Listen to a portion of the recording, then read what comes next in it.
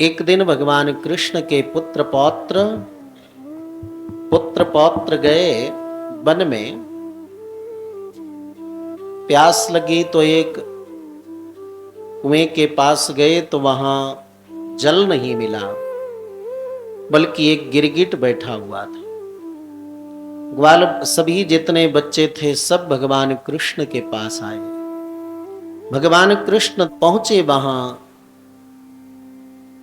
चरण स्पर्श कराया, मुक्त होकर के वह स्वर्ग की ओर चला गया प्रार्थना करते।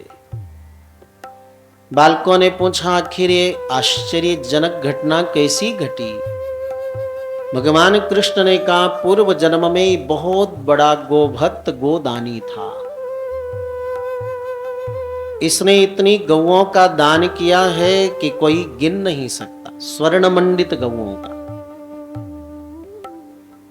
तो इस गोदान करने वाले की इतनी दुर्दशा क्यों? बोले, जो गाय दान में दिया था गौशाला से निकल गई, दूसरे व्यक्ति ने लाकर गौशाला में रख दिया और उसी गौ का दान फिर दूसरे को कर दिया। दोनों लेकर के आए, बोले मेरी गाय है, उसने कहा मेरी है।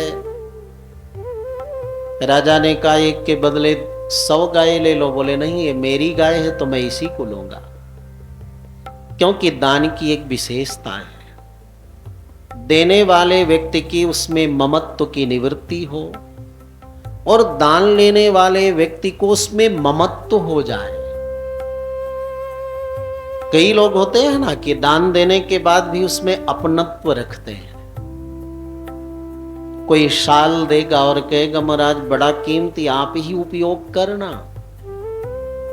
इसका मतलब आप अभी भी उसमें अधिकार जमा रहे हो। स्वत्व निवृत्ति पूर्वकम पर स्वत्वोत्पादकत्वम दानत्वम।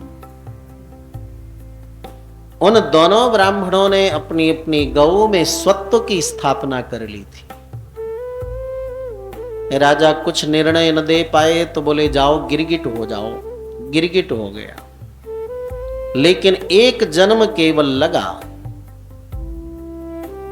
दूसरा जन्म संसार में नहीं लेना पड़ा। भगवान की कृपा से इसी जन्म में इस शरीर से मुक्त होकर के उसे स्वर्ग का लोक प्राप्त हुआ। कहने का मतलब किया गया धर्म सत्कर्म दान कभी निरर्थक नहीं जाता, व्यर्थ नहीं जाता।